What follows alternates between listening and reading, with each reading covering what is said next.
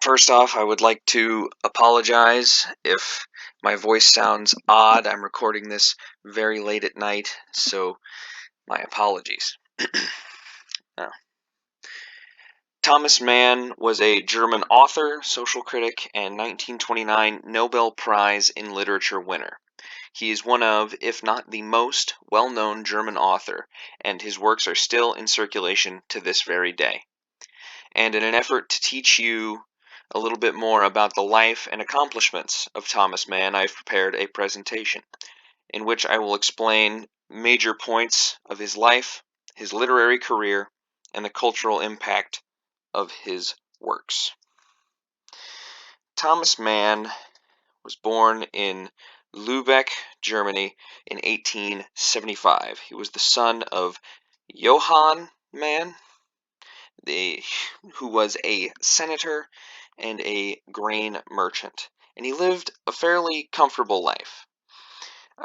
When he grew old enough, he enrolled at the Lübeck Gymnasium, which is, as I've been told, German for secondary school or high school, possibly, until his father passed away and he had to move to Munich in 1891, where he attended the Ludwig Maximilians University of Munich, where he studied for a career in journalism. Soon after his graduation, he began working for the satirical magazine Simplicissimus. Sorry about that. I worked real hard on trying to pronounce it, but that's on me. They were a satirical magazine founded roughly in the same year of his graduation, and he worked there for a fair amount of his career. As World War I drew closer, he took the side of the conservative values of Kaiser Wilhelm I and supported the war effort, whereas his brother, Heinrich Mann, questioned the German involvement in the war, and he was actually one of the few who did question it. So, in a response, Thomas published Reflections of a Non-Political Man, which in German is Betrachtungen eines Unpolitischen, which within the text of Reflections of a Non-Political Man, he justified German involvement in World War I and even claimed that France and Great Britain had forced Germany to fight in this war with their actions. However, once his views changed later in life, he admitted embarrassment and shame regarding the content of the work. And secondarily, he put off most of his fiction works that he had been known for prior to the war until after it had ended. He was still writing them, but he didn't publish them nearly as often.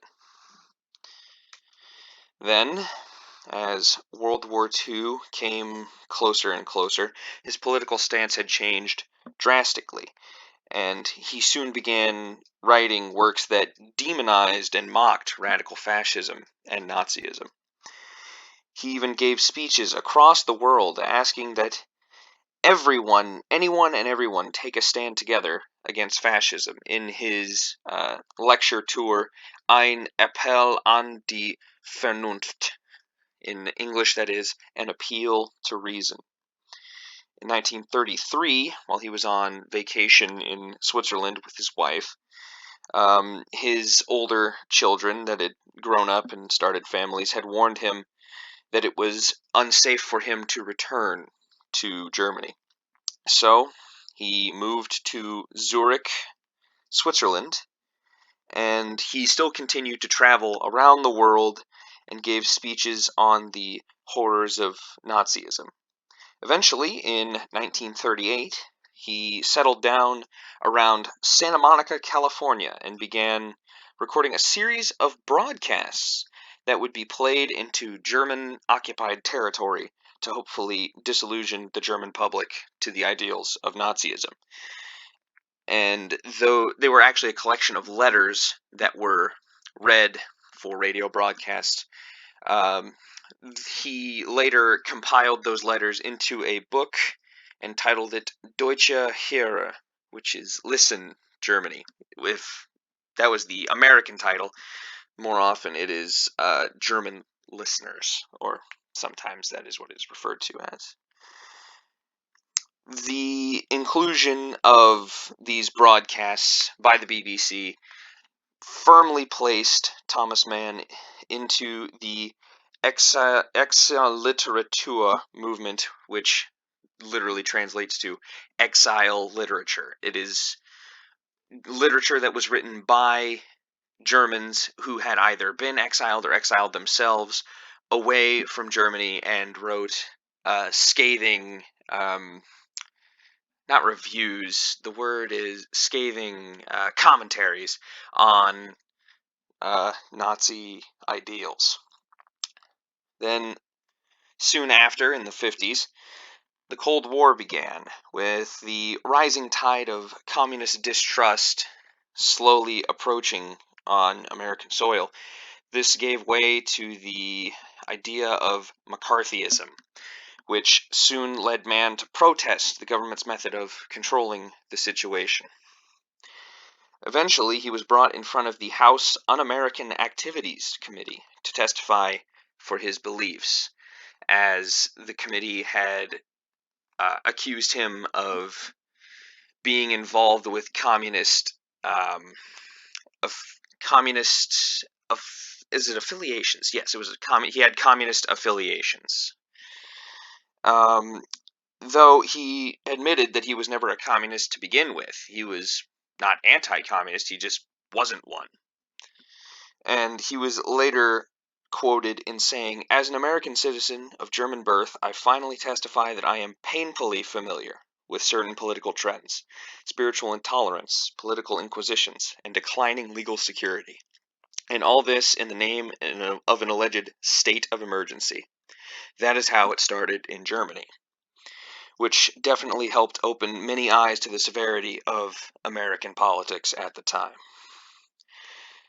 Soon, Mann was pressured into quitting his job, and he moved back to Zurich in 1952, where he continued to write essays until his death in 1955. Now, the reason I have shared all this with you is because this insight into his life and how he lived and what he did helps to lend an eye to the themes of his stories. Specifically, one of his first short stories was called Der kleine Herr Friedemann, which is Little Mr. Friedemann. This was one of his first published short stories, as I said, and it involves the idea of Lebenslüge, which is a grand illusion or a life-sustaining lie. Basically, this is if one bases their identity on a lie that they make themselves believe to be true, they will hopefully go through life and live as they wish.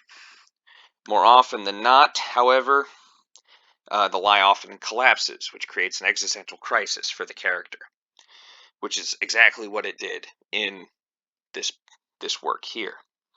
The term Lebenslüge was coined by Henrik Ibsen, who was a Norwegian playwright. That was just a little bit of trivia that I happened to find while I was looking into this.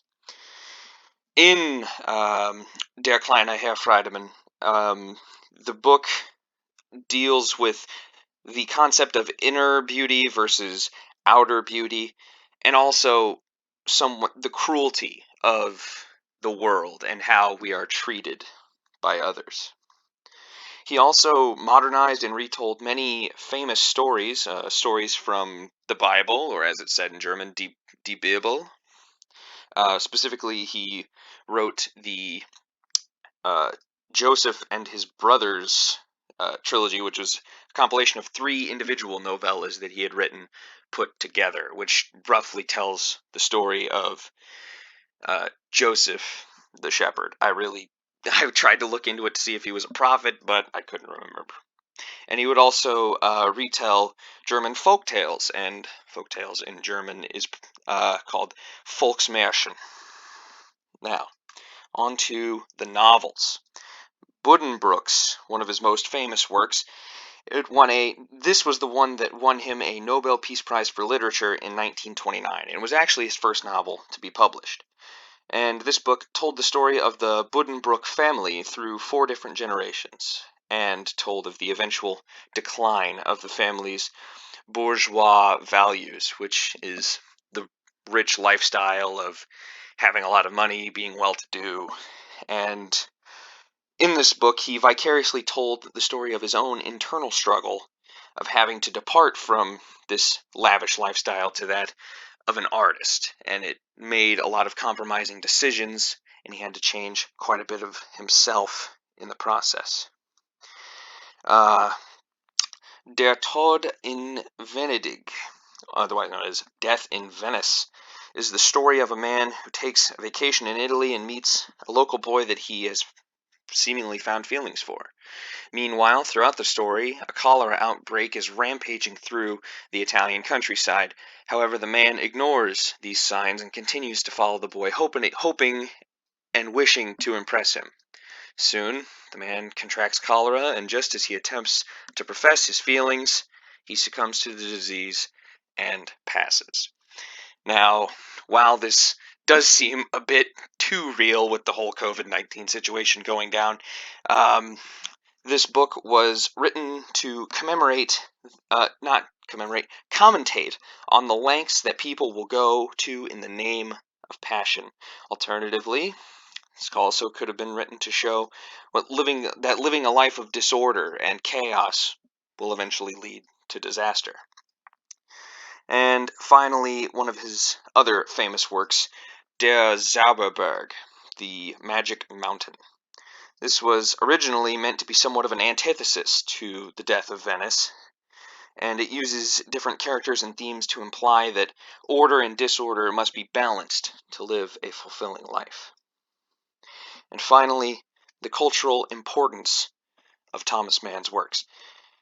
His novels and short stories were often used to create political discourse with his reflections of a non-political man. They were used sometimes to give insight to humanity's struggles with Buddenbrooks and Little Mr. Friedemann. And they were sometimes used to combat the spread of fascism. Specifically the one that I mentioned here, Mario and the Magician. Now, I wasn't able to talk about this one in the earlier slides because I couldn't find space for it, but a general gist. The magician is portrayed as a conniving, swindling man who tricks people into giving him things that he wants or doing things that he wants them to do. And the magician is very obviously supposed to be fascism in this case. His speeches and his memoirs were more often than not used to combat the spread of fascism, specifically with the Listen, Germany, and the appeal to reason. Now, in total, today I have talked about Thomas Mann's life, his literary works, and the cultural importance of those works. And I hope with this presentation I've given you a little bit of insight into what is the more well-known of German literature.